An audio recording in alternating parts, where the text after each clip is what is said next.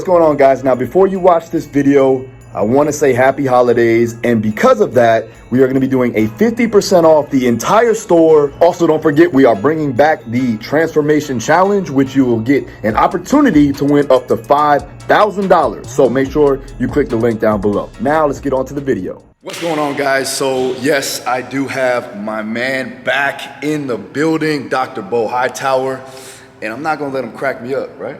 Not today. Not today. We're going to talk about shoulder health. I know a lot of guys that are fighting. We have a large amount of injuries in the shoulder capsule due to immobility. So Dr. Beau here is going to show me some things that will increase all of that and allow me or anybody to increase their performance. So Beau, what we got? All right, so a couple of different things. We're gonna do a little self-myofascial release on some of the muscles that tie into the scapula, primarily triceps, lat, and then teres. So anywhere in the gym you can find a spot. I like to use the dip handle, so he's got a good one here for triceps. So let me just demo those for you real quick.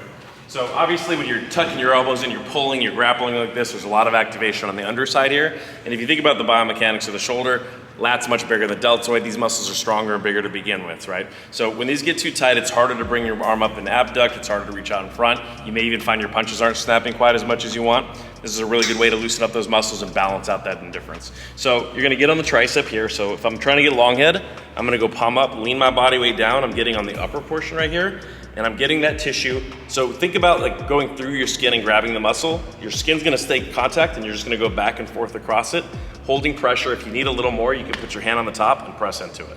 So I'm gonna hold it 20 seconds or so is typically how long each spot takes to release. Move up, once that fades, I can find another one. And as I approach the shoulder, what I wanna do is turn my palm up and turn my body weight back so I can get the entire sits area. So I'm gonna turn that direction and find those spots right there. Maybe I need to lay off the gluten-free donuts myself. So right there, I'm gonna find a sore spot, hold it till it fades, okay? Coming down from there, the lat, we have tie-ins all along the lat to the scapula to the ribs themselves. So you're gonna find a lot more areas there. So from here, I'm gonna get right underneath the shoulder blade, and then I'm just gonna go back and forth. So I have a knot right there. You can kind of see my body going back over it. So I'm breaking that tissue up. There's an anterior, lateral, and a posterior aspect to that lat. So if I want to get that posterior, as you can imagine, palm goes up, lean body weight back, get right there. If I want to get more anterior, I'm going to come down and turn that way, hook underneath, hold that spot till it starts to fade. And there's a bunch of other muscles you can find in here too, but most of the time you're going to find a lot of stuff on that, particularly your pulling hand, your dominant hand. So that's going to increase my ability to abduct there. So maybe before I do a delt workout, I would do that so I can get more activation here and get more muscle growth the way I want it to. Conversely, you can turn over bicep, do the same thing here, find each spot, work your way down.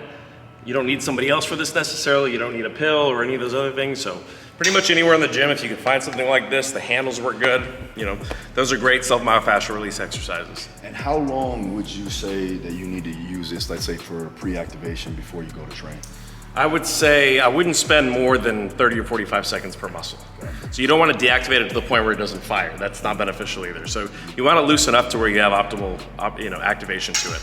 Like I tell most folks, if you're in the gym and all you're doing is foam rolling and rolling out, that's not a workout. Like 5 minutes max. I wouldn't spend any more time than that. Do your static stretching at the end once you're warmed up and done.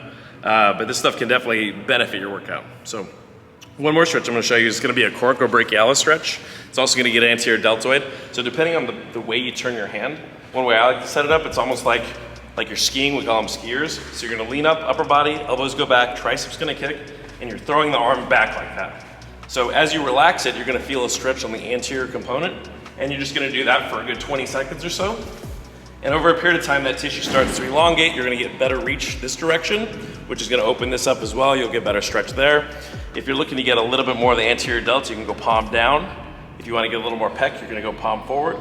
So that's going to be a little more pec specific. This is going to be a little more coracobrachialis and anterior delt specific. So it's kind of a fast stretch, but it definitely opens that up for runners if they're tight in the shoulders. Doing that particular motion itself can set you up for better arm swing. Gotcha. So we'll go into the myofascial release, then go into the activation, then work into the strength movements, right? Strength, yeah, absolutely. Perfect. And then cool down. All right. You know? Easy work. Meat and potatoes, baby. That's it.